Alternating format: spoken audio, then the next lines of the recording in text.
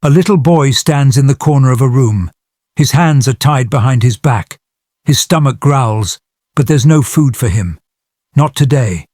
Maybe not tomorrow either. His legs shake from standing for hours. His body is weak. But he doesn't move. He doesn't cry. He knows better. This isn't a punishment. This is normal. This is home. Now, you might be thinking, this sounds like the plot of some twisted horror movie. But nope. No Hollywood scriptwriters here. Just a real-life house in Indiana where bedtime stories were replaced with zip ties and hunger was just part of the daily routine. This story isn't about a monster lurking in the shadows. It's about two parents, regular, everyday people, the kind you see at the grocery store, maybe even smile at in passing, except behind closed doors. They weren't parents. They were something else entirely. Melody and Adam Greenwood, a couple with 8 kids, a house full of laughter, or so it seemed. But in reality, it was a house with secrets, and one of those secrets, a little boy who was treated like he didn't belong. You see, in the Greenwood household, the rules were, let's just say, creative. While 7 kids enjoyed burgers, fries and snacks, 1 kid got canned beans and a whole lot of nothing. While the others played, he stood against a wall. And if he talked, well, that's where his siblings came in. Now, I know what you're thinking. Where were the teachers, the neighbors? Someone had to notice, right? Well, there were no teachers. The kids were homeschooled, sort of. And the neighbors? They saw a family, a big one, but they never saw what happened inside. And so this little boy stood there, day after day, silent, starving, waiting for someone to see him, until one day, they did. 1 hospital visit. That's all it took. 1 doctor, 1 moment of truth. And suddenly, the Greenwood family's little secret wasn't a secret anymore. Welcome to True Crime Stories videos. I welcome you, my viewers, and most especially my subscribers, for your support as we keep improving and bringing you daily told and untold true crime stories. Please don't forget to subscribe to this channel. Tonight, we're going inside that house. We're piecing together the story of a boy who was forgotten, and the parents who made sure of it. But more importantly, we're asking the question, how did this happen? And how do we stop it from happening again? Muncie, Indiana. A quiet little town where neighbors smile, kids ride their bikes, and families gather for backyard barbecues. A place where people mind their own business. Because why wouldn't they? Everything seems normal. And right there, nestled in a neat little cul-de-sac, was the Greenwood home. A house full of life, a house full of children, 8 of them to be exact, all homeschooled, all well-behaved, a picture-perfect family. At least, that's what everyone thought. Ah yes, Melody and Adam Greenwood, the kind of couple you'd see at a PTA meeting, nodding along while sipping their coffee. The kind of people who always had their kids in matching outfits, because nothing screams, we're totally normal, like colour-coordinated children. To the outside world, they were your average, run-of-the-mill parents. Melody, the stay-at-home mum who prided herself on keeping her kids disciplined. Adam, the hard-working father who kept food on the table. They homeschooled their children, kept them out of trouble, and made sure their little ones never wandered too far from home. And that was the key. Because behind those white picket fences, behind that front door, the Greenwoods had a secret. Now, homeschooling isn't unusual. Plenty of parents choose to educate their kids at home. But in the Greenwood house, homeschooling wasn't about education. It was about control. The kids weren't just homeschooled. They were isolated. No school friends, no teachers, no after-school clubs. No one to notice if something was off. No one to hear the screams. And sure, every family has rules. Some parents are strict. No TV after 9 p.m. Eat your vegetables. But the Greenwoods, their rules were a little different. In this house, if you spoke out of turn, you stood against a wall, for hours. If you disobeyed, you didn't eat. And if you stepped out of line, your own siblings were ordered to punish you. And one child, one little boy, he got it the worst. Among the 8 Greenwood children, one stood out, not because he was loud, not because he misbehaved, but because, to Melody and Adam, he didn't belong. He was the one who was treated differently, the one who ate less, the one who was punished more, the one who learned that silence was survival. This little boy, let's call him Jay, was living a life no child should ever endure. While his siblings ate full meals, he got scraps. While they played, he stood still. And if he tried to speak up, well, let's just say his education wasn't exactly about math and science. You see, Melody and Adam had a system. If Jay misbehaved, or if they just decided he had, they would order his siblings to punish him. And they did. Because in this house, you did what you were told. And Jay? He took it. Because he had no choice. Now, you might be wondering, how did this go on for so long? Surely someone must have noticed. A neighbor, a relative, anyone. But that's the thing. The Greenwoods were smart. They kept the kids out of school. They never let Jay out of their sight. And when he did leave the house, he knew better than to say a word. Because in the Greenwood house, words had consequences. And so Jay stayed silent. He endured. He waited. Until one day, he couldn't anymore. One hospital visit. One moment of truth. And suddenly, the Greenwood family's secret was out in the open. And that's when everything changed. Imagine being 10 years old. The world should be big and full of wonder. Bike rides, bedtime stories, the smell of cookies in the kitchen. Now erase all of that. Replace it with hunger, pain, and a silence so deep you forget what your own voice sounds like. That was life for Jay. While his brothers and sisters laughed at the dinner table, he watched from afar. They ate cheeseburgers, chicken nuggets, the kind of food kids dream about. But for Jay, dinner was different. A single can of beans, some cold vegetables, and if he was lucky, a spoon. And if he wasn't, well, who needs utensils when you have fingers? Jay wasn't just left out. He was starved, not just of food, but of love, of comfort. And if he ever dared to ask for more, the answer was always the same: stand against the wall. Most kids get timeouts, 5 minutes in the corner, maybe a scolding. But for Jay, punishment wasn't measured in minutes. It was measured in hours. 10, 12, sometimes more. Back straight, hands at his sides, eyes forward. He was the human version of a forgotten statue, one that no one cared enough to move. And let's be real, 10-year-olds aren't exactly known for their patience. If a kid can't sit still during a 2-minute commercial, imagine standing for an entire day.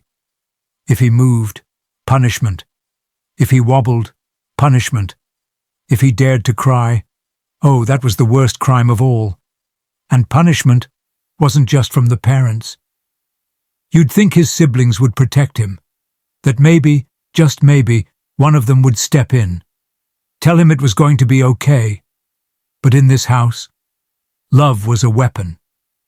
If Jay messed up, his siblings were ordered to beat him. Sometimes it was a slap, sometimes worse, but every time, it was a reminder he was alone. And the worst part? They weren't doing it because they wanted to. They were doing it because they had to. Because in the Greenwood house, obedience wasn't just expected, it was survival. But standing for hours?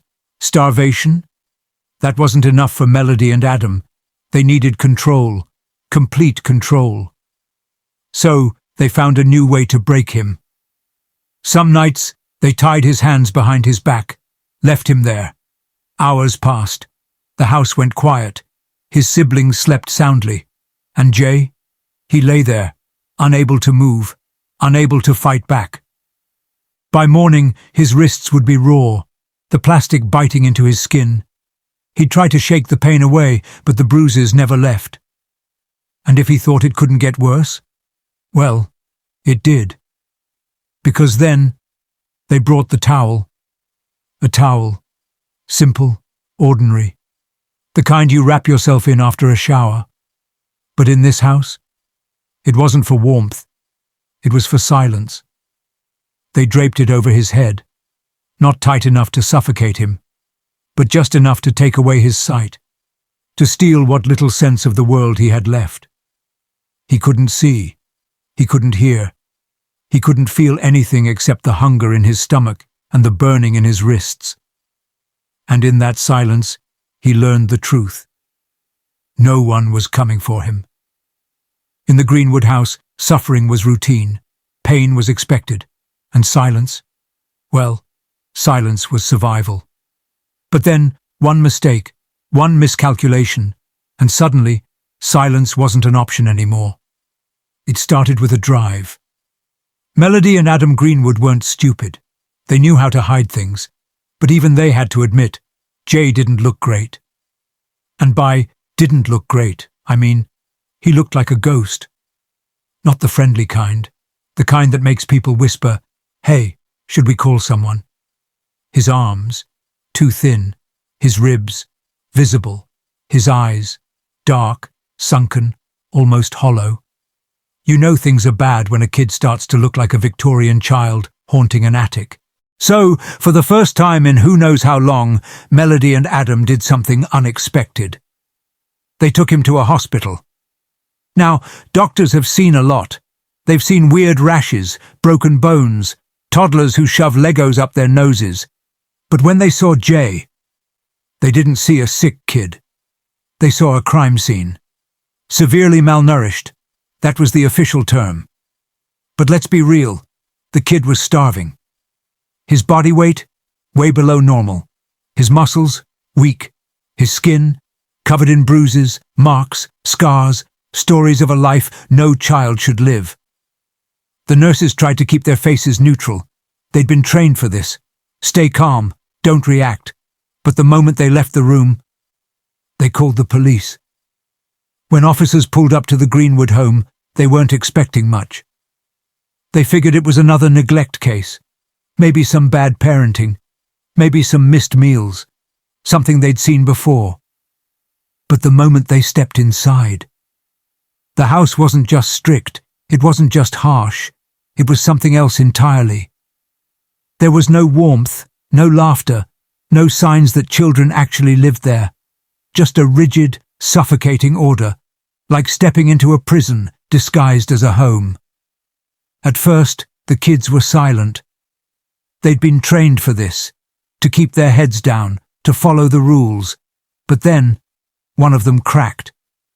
And once the first truth came out, the rest followed. The punishments, the starvation, the endless hours against the wall, and then, the beatings. The officers had heard enough. This wasn't discipline. This was torture. And for the first time in his life, Jay wasn't the one being punished. For years, the Greenwood house was a fortress, a place where secrets thrived and suffering was expected. But now, the doors were being kicked open. And for the first time, it wasn't the kids in trouble. When officers came back to the Greenwood home, they weren't just there to check in. They were there to make arrests. Adam Greenwood, charged with felony neglect of a dependent. Melody Greenwood, charged with felony neglect of a dependent. You know things are bad when your parenting style gets you felony charges. But here's the part that made people's jaws hit the floor. Their bond? Shockingly low. Melody's bond? $15,000. Adam's? $10,000. For context, that's about the cost of a used Honda Civic. And just like that, they were out. Now, here's the thing about small towns. Secrets? They stay buried for a long time.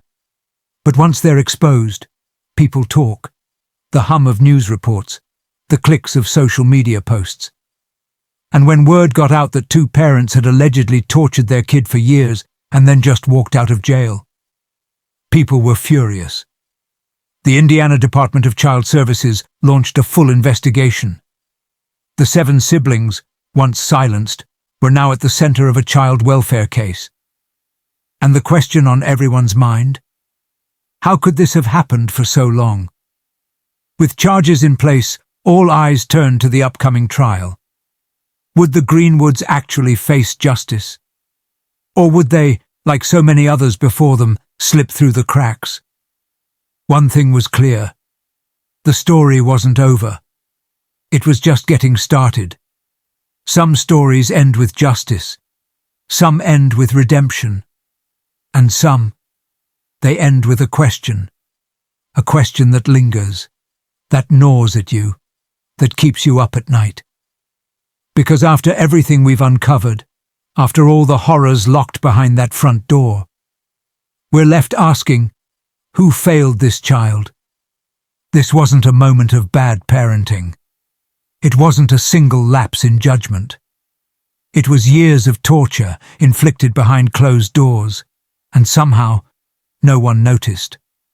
Not the neighbors, not extended family, not a single person who might have stopped and thought, hey, something isn't right here. Apparently, in Muncie, Indiana, mind your business is a way of life. But let's go deeper, because this isn't just about one family's twisted secrets. It's about the cracks in the system that let this happen. No school records, no teachers, no guidance counselors. Why? Because the Greenwoods homeschooled their kids. No mandatory reporters, no daily check-ins, no one to see the bruises, the weight loss, the exhaustion. The boy never saw a doctor, no routine checkups, no medical records. You'd think after a while, somebody, anybody, would ask, hey, why hasn't this kid seen a doctor since? But nope, nothing. And it gets worse. Because when police finally questioned the siblings, they learned that this child's suffering wasn't some well-kept secret. His own brothers and sisters knew. They had watched him suffer. Some had been forced to take part. And yet, for years, no one, not one single person, spoke up. At the end of the day, this isn't just a crime story. It's a wake-up call. Because this boy, he was hidden in plain sight. And if no one noticed him suffering, how many more are out there waiting for someone, anyone, to notice? If you suspect child abuse, don't stay silent. Because the worst thing we can do is nothing. So, now you know the story. You know what happened behind closed doors. You know the horrors this child endured. And now, I want to know what you think.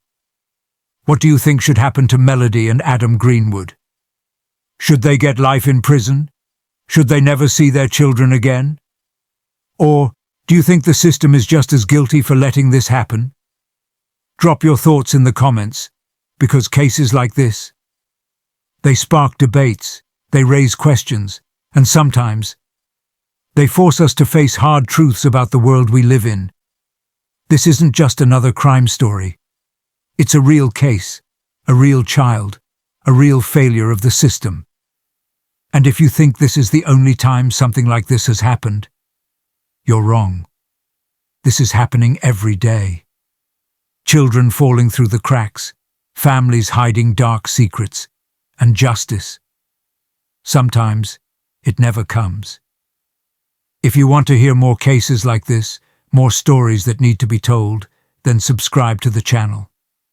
Turn on notifications, because trust me, what's coming next, you won't want to miss it. And before you go, remember this. If you ever suspect a child is being abused, if something feels off, if a kid looks afraid to go home or always seems hungry or never speaks unless spoken to, don't assume someone else will step in, because sometimes there is no one else. Be the person who notices. Be the person who does something.